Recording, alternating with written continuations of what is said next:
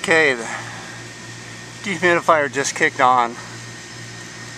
Run time probably, I'm gonna guess it'll be 5 to 10 minutes maybe. And what I have working with the dehumidifier, a couple fans placed. We had one back here that I had showed you earlier, located right there. Now that has a humidistat on it. That will kick on, and really I put that on just to help circulate air once in a while down here. Besides from the dehumidifier, I just wanted a little more circulation, that the inlet and the infiltration and exfiltration of the dehumidifier itself, sucking air out, letting air out, sucking air in, and the dehumidified air out is, I thought, probably not enough. So I wanted to make sure I had a little bit more. And you can see a shot back there with the lights concentrated right now. I have another small fan. And from being under here at times,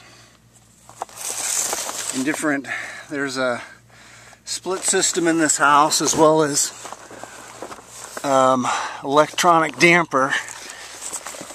And depending on what the homeowners want as far as their environment is concerned, at times when I was under here doing the work, I felt it was a little bit warm here. A bit of an opening, but you can see the clearance. I had the pony wall frame right there. I just, I planted it through more of an opening, and that's just to catch air, because there's a furnace air handler back over there. You can see the plenum with the lights concentrated. Notice the insulation hanging down a bit. It's droopy.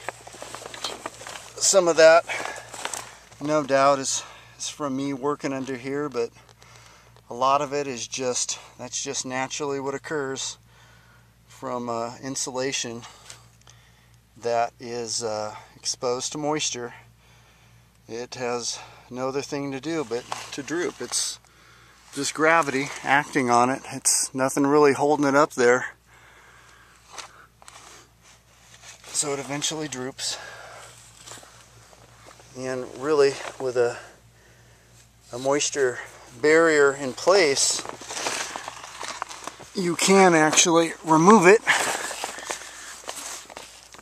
Which wasn't really part of wanting to go that extreme, but it's definitely something to consider at the beginning, because all it is a hindrance to work around, breathe, etc. Which in some cases or other, I mean, that air that is getting into the house is filled with these dust particles.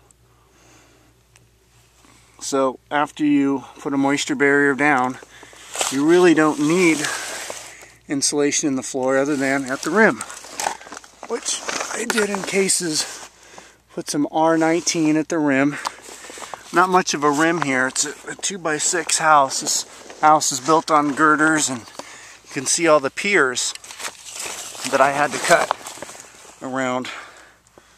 And yes, I did do all this by myself. It's a good way to get in shape. Pretend you're a little kid and you're in the army. There's a piece of insulation that just fell right out of the floor, and that's going to be common. That occurs unless it's all held in with the wires, which there are wires here and there. I mean, here's, a good case of insulation in a floor, unless it's going between 24 on center floor joist system, 12-inch on center, 16, whatever the case. 16 on center is common. You're not gonna have what insulation comes in as far as the width. So you're gonna have areas that, So I'm showing you right here. You have a seam. You have areas where they butt together, like right there. They're not butted together. So with a moisture barrier seal at the rim joist, you don't really need all this other stuff under here. It's be a good thing to just remove it before you start the work.